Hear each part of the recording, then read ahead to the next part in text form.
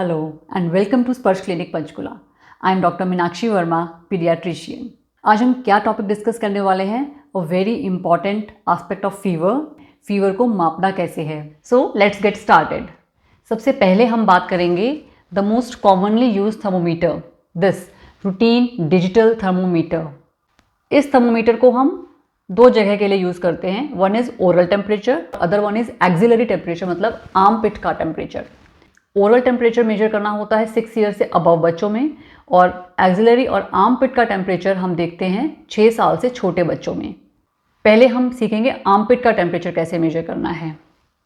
For this purpose I again have called my little friend Sparsha to help me. Sparsha, say hi to them. या तो करना क्या है, सबसे पहले थर्मोमीटर को ऑन करना है। अपने फिंगर को इसके टिप पे ऐसे रखिए, ये एज अ गाइड एक्ट करेगा बच्चे का आर्म पिट लोकेट करने में और थर्मोमीटर को राइटली आर्म पिट में प्लेस करने में। एक सबसे पहले केस है कि अगर तो बच्चे ने नॉर्मल कपड़े पहने हैं, हाफ स्लीव्स एंड गर्मियों के दिन हैं, तो आप डायरेक्टली बच्चे के आर्म पिट में फिंगर को रख के देन आप इसको प्रेस कर लेंगे और थर्मोमीटर को छोड़ देंगे। और मेक श्योर करना है कि यहाँ इस साइड से टिप बाहर नहीं आ रही हो। टेम्परेचर तभी सही आएगा जब थर्मोमीटर की टिप बच्चे के आर्म पिट में ही हो। आप रखेंगे जब तक बीप साउंड नहीं आती। बीप साउंड आने पर आप इसको निकाल लेंगे और उसकी रीडिंग नोट कर लेंगे। बट एक दूसरा केस क्या होता है कि जब बच्चे ने बहुत सारे कपड़े पहन रखे हैं, फुल स्लीव्स हैं एंड स्वेटर्स हैं, तो तब क्या करें? इसमें दो तरीके होते हैं। पहला, आप थर्मोमीटर को वर्टिकली आर्मपिट में प्लेस कीजिए। दूसरा, आप ऊपर से हॉरिजॉन्टली थर्मोमीटर को आर्मपिट में प्लेस कर सकते हैं, keeping your finger as a guide. ऐसे नीचे से लेकर जाएंगे और यहाँ पे रख के इसको छोड़ देंगे। बस थर्मोमीटर यहाँ से या यहाँ से बाहर टिप नहीं आनी चाहिए। सेकेंड इज, ऊपर से जाएंगे, आर्मपिट लोकेट करके प्रेस कर देंगे and it's done till the beep is there. आप उसको निकाल लेंगे। Now the matter of adding. Armpit का टेम्परेचर ओरल टेम्परेचर के कंपैरिजन में 1 डिग्री लो शो करता है, तो इसीलिए इसकी रीडिंग जो आती है, सपोज इसमें 98.8 आई है, तो हम उसमें 1 डिग्री फ़ारेनहाइट ऐड कर देंगे, लाइक 99.8 इसका टेम्परेचर हम ले लेंगे। फीवर की इंडिकेशन तब होती है जब थर्मोमीटर में टेम्परेचर ऐड करने के बाद 100 डिग्री एंड अबव बन रहा है, वो होती है मेडिसिन देने की इंडिकेशन। एक्सिलरी टेम्परेचर में प्रॉब्लम क्या है? छोटे बच्चे में हमें मापना ही तो हमें मालूम है, लेकिन छोटा बच्चा कोऑपरेट नहीं करता इवन फॉर आर्मपिट टेम्परेचर। जागते हुए बच्चे में आर्मपिट का टेम्परेचर मेजर करना इज़ वेरी वेरी डिफ़िकल्ट। वो स्ट्रगल करता है, वो नहीं करने देता, वो परेशान हो जाता है, वो डरता है कि पता नहीं क्या करने जा रहे हैं। So what I recommend is कि आप बच्चे का एक्सिलरी टेम्परेचर तभी मेजर कीजिए जब वो सो रहा है। सोते हुए वो स्ट्रगल नहीं करेगा और ईजिली आप टेम्परेचर मेजर कर पाएंगे। उसके बाद अगर वो 100 डिग्री से ऊपर आता है टेम्परेचर आफ्टर एडिंग, तो आप जब भी वो नेक्स्ट जग जाए तब आप उसको मेडिसिन दे दीजिए। Now measuring the oral temperature. बच्चे के माउथ में टंग के नीचे हमने थर्मोमीटर को लगाना है, लाइक दिस। बच्चे को आपने बोलना है अपने लिप्स से थर्मोमीटर को पकड़ के रखें एंड आपने भी थर्मोमीटर को होल्ड करके रखना है जब तक कि बीप साउंड नहीं आती।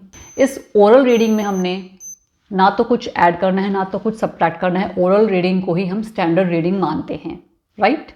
माउथ के टेम्परेचर में हमें एक और ध्यान क्या रखना है कि अगर with in half an hour बच्चे ने कुछ गर्म या ठंडा खाया या पिया हुआ है, तो हमें आधे घंटे तक वेट करना है, उसके बाद ही उसका टेम्परेचर लेंगे, अदरवाइज रीडिंग कम या ज़्यादा आ सकती है। ओरल और एक्सिलरी के अलावा दो और साइट्स हैं जहां हम बच्चों का टेम्परेचर मेजर करते हैं, वो हैं रेक्टल साइट और ईयर कैनाल, ईयर के अंदर का टेम्परेचर। रेक्टल साइट के लिए रेक्टल थर्मोमीटर आता है, स्पेशली डिज़ाइंड होता है वो इसी साइट के लिए। रेक्टल एरिया मीन्स बच्चे की पॉटी के रास्ते में थर्मोमीटर इंसर्ट करके हम उसका टेम्परेचर लेते हैं। ये बहुत इजी टू यूज़ है, वेरी रैपिड है और रीडिंग भी इसकी ऑलमोस्ट एक्यूरेट आती है एंड बच्चा इसमें ज़्यादा स्ट्रगल भी नहीं करता। अब हम देखते हैं रेक्टल टेम्परेचर में कैसे मेजर करना है। इसके लिए भी आज एक न्यू क्यूट फ्रेंड है मेरे पास, लिटिल बेबी। तो पॉटी का टेम्परेचर हमें कैसे लेना है? जैसे हम इसकी पॉटी क्लीन करते हैं, उसके लेग्स को ऊपर करना है। Now suppose this is that rectal thermometer, but this is actually not that one. ये सिर्फ ओरल और आर्मपिट के यूज़ के लिए होता है, इसे रेक्टल यूज़ में कभी नहीं लाना। रेक्टल थर्मोमीटर स्पेशली डिज़ाइन होता है ताकि बच्चे को ज़्यादा अंदर इंसर्ट ना हो, इंजरी ना हो। बच्चे की लेग्स को ऊपर करना है, 1/2 इंच तक उसकी टिप अंदर पॉटी के रास्ते में इंसर्ट करनी है and then keep it for a few seconds जब तक कि बीप साउंड नहीं आती। बीप साउंड आते ही आप उसको निकाल लेंगे and then you will take the reading. Rectal reading oral के कंपैरिजन में 1 डिग्री ज़्यादा शो होती है, तो इसमें हम 1 डिग्री सब्ट्रैक्ट करते हैं to know the real reading, know the real temperature of the child. इसके बाद आता है ईयर कैनाल का टेम्परेचर। वो टिम्पैनिक थर्मोमीटर्स होते हैं, वो भी स्पेशली डिज़ाइंड होते हैं for ear canal. Ear canal का टेम्परेचर भी वेरी फास्ट है, वेरी इजी टू यूज़ है और it is also very accurate. Suppose this is that one. इसे हमने ऑन करना है, ईयर कैनाल के अंदर इंसर्ट करना है फॉर अराउंड 1/2 इंच। जैसे ही बीप साउंड आती है इसे हम निकाल लेंगे and then will take that reading. Tympanic reading में हम ना तो कुछ ऐड करते हैं ना कुछ सब्ट्रैक्ट करते हैं। इसके अलावा एक और थर्मोमीटर आजकल पब्लिकली बहुत ज़्यादा यूज़ हो रहा है, yes this one, the temporal infrared non contact thermometer. ये फॉरहेड के साइड में होता है टेम्पोरल एरिया, इस साइड के लिए होता है। इसमें एक आर्टरी होती है, सुपरफिशियल टेम्पोरल आर्टरी, उसके अंदर के ब्लड का टेम्परेचर ये इंफ्रारेड रेज के थ्रू मेजर करता है। इससे कैसे मेजर करना होता है? It's very easy to use, but problem ये है कि ये इतना ज़्यादा एक्यूरेट नहीं है। इससे कई बार फॉल्स रीडिंग्स भी आती हैं और इसकी रीडिंग डिपेंड करती है एक्सटर्नल फैक्टर्स पे भी। बाहर बहुत तेज़ हवा चल रही है या आप अंदर हैं, तो अंदर अगर एसी ऑन है या हीटर ऑन है तो इसकी रीडिंग्स फॉल्स आएंगी।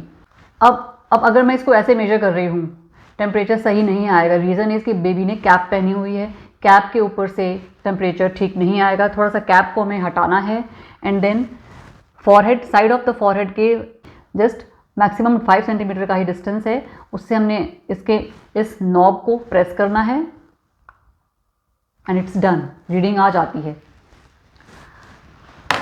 सो इसकी प्रॉब्लम जैसे मैंने आपको बताई कि इजी तो है, कन्वीनियंट भी है, बेबी कॉपरेट भी कर लेगा, बट एक्सटर्नल फैक्टर्स हैं और इतना एक्यूरेट नहीं है। इसके अलावा अगर बेबी के इस साइड पे फॉरहेड पे हेयर्स ज़्यादा हैं या फिर स्वेटिंग हुई है तो भी रीडिंग इसकी फॉल्स आएगी। एक और थर्मोमीटर मैं आपको दिखाना चाहूँगी, this one, temporal contact thermometer. ये फॉरहेड के कॉन्टैक्ट में आकर रीडिंग बताता है। This one is the most accurate thermometer, but it's not worth keeping at home because it's a bit costly. इसे हमने कैसे यूज़ करना है?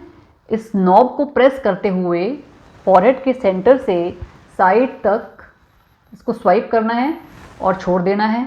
फिर जो रीडिंग आती है that is to be taken, no addition no subtraction is required.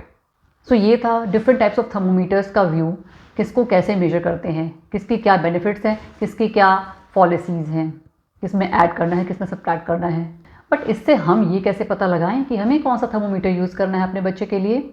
बहुत सिंपल है, any thermometer you can use, जो भी आपके लिए कन्वीनियंट हो, आपके बेबी के लिए कन्वीनियंट हो, नियर एक्यूरेट रीडिंग्स दिखा रहा हो, ज़्यादा कॉस्टली नहीं हो, अफोर्डेबल हो, वो आपके लिए बेस्ट है। और एक बात और याद रखिए, जो थर्मोमीटर आपके लिए बेस्ट है वो ज़रूरी नहीं किसी और फैमिली के लिए भी बेस्ट हो, वो उन्हें सूट नहीं भी कर सकता। मेरे पास कई पेरेंट्स आते हैं, किसी के पास रेक्टल थर्मोमीटर है, रेक्टल उनको बहुत ईजी लगता है यूज़ करना, वो उससे टेम्परेचर मापते हैं। कुछ पेरेंट्स के पास टिम्पैनिक थर्मोमीटर है, वो बच्चे के ईयर कैनाल का टेम्परेचर मापते हैं। कुछ पेरेंट्स आर्मपिट का टेम्परेचर लेते हैं और बच्चा इजीली करवा भी लेता है, एंड कुछ ओरल लेते हैं। सो मैटर ये नहीं करता कि आपने कौन सा थर्मोमीटर लिया है, मैटर ये करता है कि आपने रीडिंग को करेक्टली मेजर किया है या नहीं, ताकि हम अननेसेसरीली मेडिसिन ना दें और फीवर होने पर मेडिसिन मिस नहीं हो जाए, राइट? वेल, समवन में आस्क कि बॉडी का टेम्परेचर मापना इतना इंपॉर्टेंट है ही क्यों? कई बार ऐसा भी होता है कि पेरेंट्स आते हैं कि मैम बच्चा 10 दिन से फीवर में है या 2 हफ्ते से फीवर में है।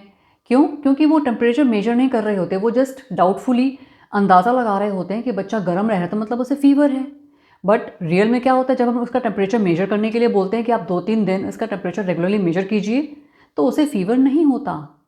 बच्चा इज़ फिट एंड फाइन, जिसे हम बीमार बनाकर मैनेज कर रहे हैं। सो इसीलिए for these reasons only fever को मापना बहुत इंपॉर्टेंट है, ताकि हम उसे ज़रूरत पड़े तो ही मेडिसिन दें। ऐसा होता है कि बच्चों में फॉल्स फीवर की फीलिंग बहुत बार आती है। जब भी हम बच्चे को टच करते हैं हमें ऐसा फील होता है कि बच्चा वार्म है तो शायद इसे फीवर है। उसी डाउट को कंफर्म करने के लिए हमें बेबी का टेम्परेचर मापना पड़ता है, मेजर करना पड़ता है कि रियल में फीवर है, क्योंकि ऐसा ना हो कि फीवर नहीं है और फिर भी हम उसे अननेसेसरीली मेडिसिन दिए जा रहे हों।